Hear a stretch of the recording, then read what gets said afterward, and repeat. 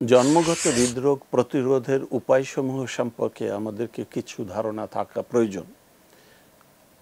আমাদের দেশে এখন অ্যান্টিনেটাল চেকআপ অনেক ভালো।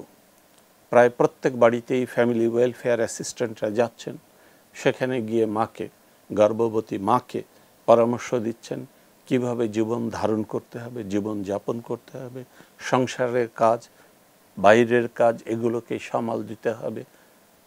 কিছু ভ্যাকসিনেশনের ব্যবস্থা আছে, টিকার ব্যবস্থা আছে, এগুলো নিতে হবে সময় মতো।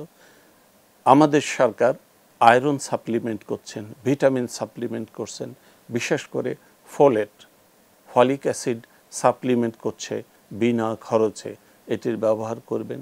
নিয়মিত সহজপাচ্য পুষ্টিকর খাবার সন্তানের বৃদ্ধিতে সহায়তা করবে। আমাদের দেশে মায়েদের অ্যালকোহল, ধূমপান এটির পরিমাণ খুবই কম। তবে অস্বাভাবিকভাবে আর্সেনিক এবং লেড পয়জনিং, এটা থেকে অ্যাভয়েড করবার জন্য যে খাবার পানিটি ব্যবহার করছি এটি ফিল্টার্ড পানি হওয়া উচিত, ডিপ টিউবওয়েলের পানি হওয়া উচিত, যাতে আর্সেনিক পয়জনিং কম হয়, লেড পয়জনিং কম হয়।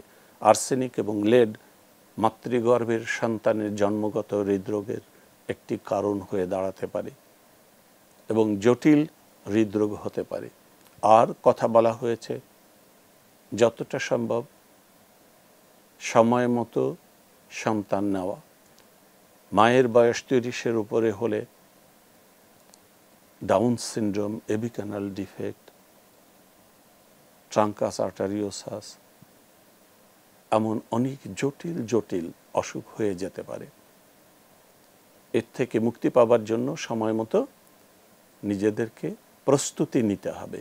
প্রস্তুতি হলো যত্নবান হওয়া, কিছুটা ফ্যামিলি ওয়েলফেয়ার অ্যাসিস্ট্যান্টদের পরামর্শ নেওয়া, স্বাস্থ্য কমপ্লেক্সগুলোতে গিয়ে পরামর্শ নেওয়া, প্রয়োজনে গাইনি বিশেষজ্ঞ ডাক্তারের কাছে যাওয়া এবং পরবর্তীতে দরকার হলে